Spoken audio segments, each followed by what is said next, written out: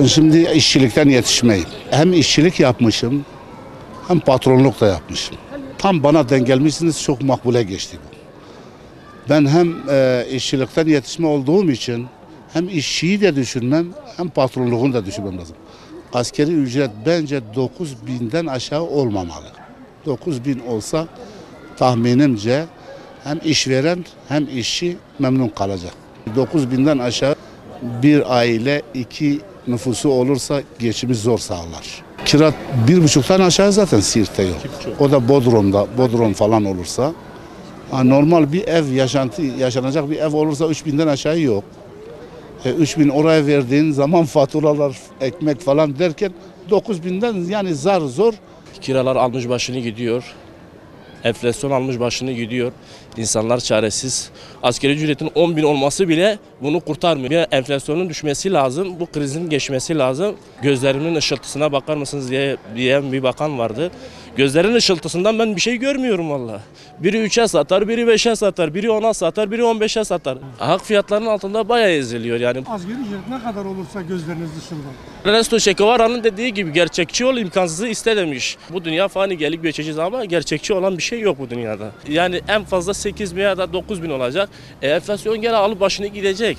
5 olan şey 10 olacak, 10 olan şey 15 olacak. Değişen bir şey yok yani. Tabii enflasyon yükselmese, fiyatlar artmasa, sabit kalırsa hani 9.000 yani iyidir yani. Asgari ücret yani abartısız söylemek gerekiyorsa 13.000, 14.000 civarı olması lazım. Çünkü şimdi bakıyorsun böyle doğalgazsız bir eve girsen 1.500-2.000 lira. Ya desen doğalgazda 3+1'e yerleşeceğim. 2 tane de çocuğun olsun ya da 3 tane çocuğun olsun. Bunun maliyeti olur sana kira, elektrik, su, doğalgaz desek en az 6-7 bin. Mutfak masrafını da hesaplasan 3.000, 10.000. 3 milyar, 4 milyar da kenara atmasan niye yaşıyorsun bu ülkede? Bak mesela benim hastam var. Ben 1,5-2 aydır hastanelerde geziyorum. Bir yol ücreti olmuş Batman, Siirt, Diyarbakır 100-150 milyon para. Şu an fiyat aynı stabil devam ederse, yani zamlar olmasa şundan itibaren söyleyeyim 9.000 10.000 yeter. Ama fiyatlar artacak yani. Zaten daha asgari ücreti zamlandırmadan her şeye zam geliyor.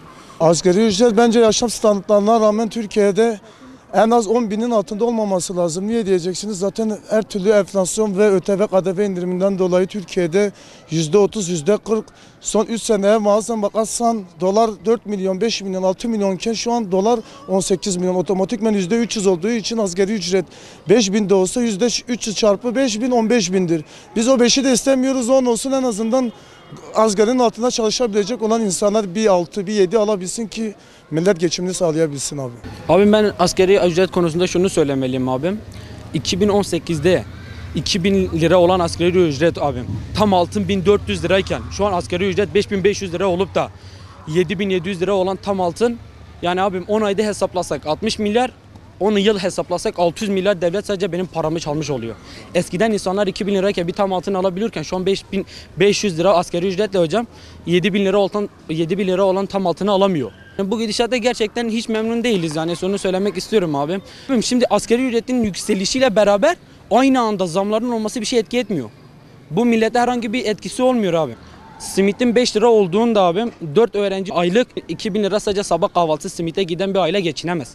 Yani şu anki asgari ücret bence 9.000 lira çıkarsa ama çıktığı gibi de zamlar olmaması lazım. Bu dayılar falan çok diyor ya eskiden kuyruk vereceğim abi daha çok millet rezil olsun. Vallahi vereceğim vallahi de vereceğim. Ne vereceğim onu anlamadım abi. Abi ben oyumu da bu gidişat kimin elindeyse ben de ona gene oy vereceğim ki millet tekrar daha rezil olsun.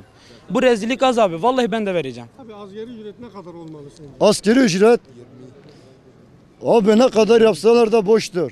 Millet şimdi rezil oluyor.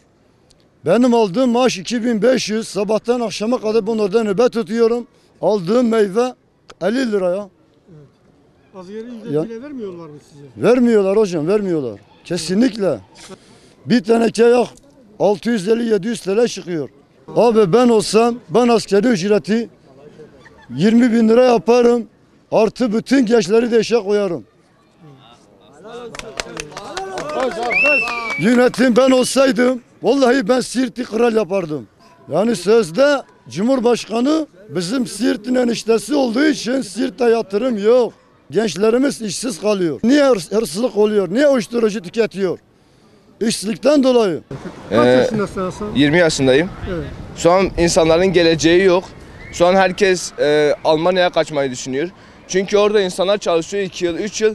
Burada geliyor bir ev, bir araba, bir şey alabiliyor değil mi? Bizim burada bir halk 10 yıl çalışsın yine boşuna. Bir ev, bir araba alamaz. Abi asgari ücreti isterseler 20 milyar yapsınlar, boştur. Asgari ücret ne kadar şey olursa 10 milyar da olsa asgari ücret yine yani zam yapmasalar güzel olur. İnsanlar geçinebilir.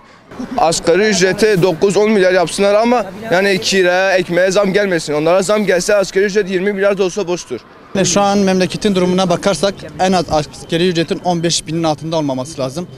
Yani şu an elektriği falan düşünürseniz bir de kiraları falan düşünürseniz bir pahalılık var. Doğu bölgesinde 4 kişilik bir aile yok, en az 9 kişilik 10 kişilik var. Yani bunu da düşünürsek 15 bin, hatta 15 bin de az olabilir.